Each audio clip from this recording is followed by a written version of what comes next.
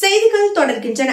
கோவை மாநகர் மற்றும் புறநகர் பகுதியில் பொதுமக்களின் தேவையை அறிந்து பழைய பேருந்துகளை நீக்கி புதிய பேருந்துகளை மக்களுக்காக வழங்கும் வகையில் மாநகரில் இன்று சுமார் 21 பேருந்துகளை பொதுமக்கள் பயன்பாட்டிற்காக தமிழக போக்குவரத்து துறை அமைச்சர் எஸ் சிவசங்கர் கோவை மேட்டுப்பாளையம் சாலையில் உள்ள புதிய பேருந்து நிலையத்தில் கொடியசைத்து துவங்கி வைத்தார்.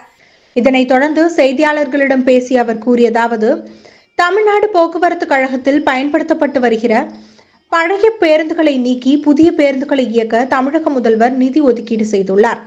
இதற்காக ஒதுக்கப்பட்ட நிதி தற்போது பயன்பாட்டிற்கு வர தொடங்கியுள்ளது.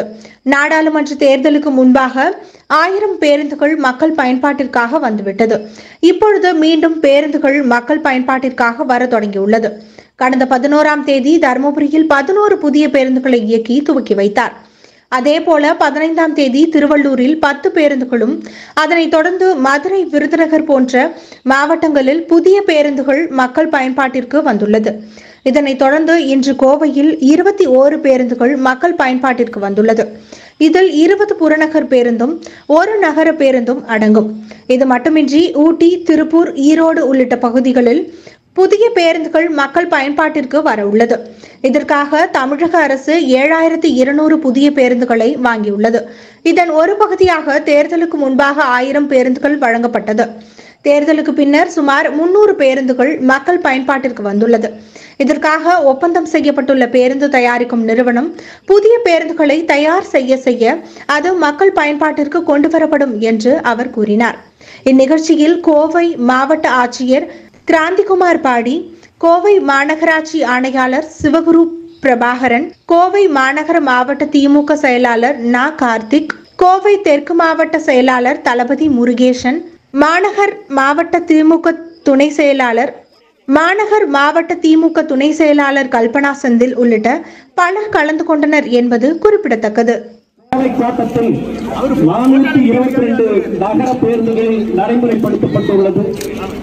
நாளொன்றுக்கு சுமார் 8.3 லட்சம் மகளிர்கள் தினசரி கட்டணமில்லா பயணம் மேற்கொண்டுள்ளனர். இதைத் தொடர்ந்து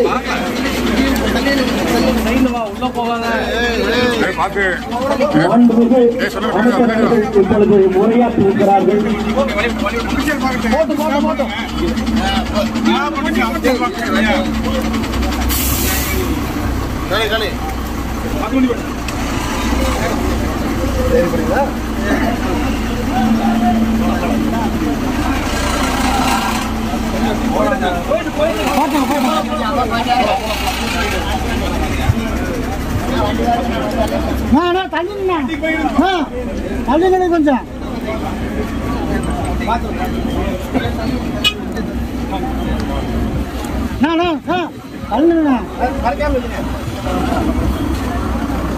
தள்ளி கொஞ்சம்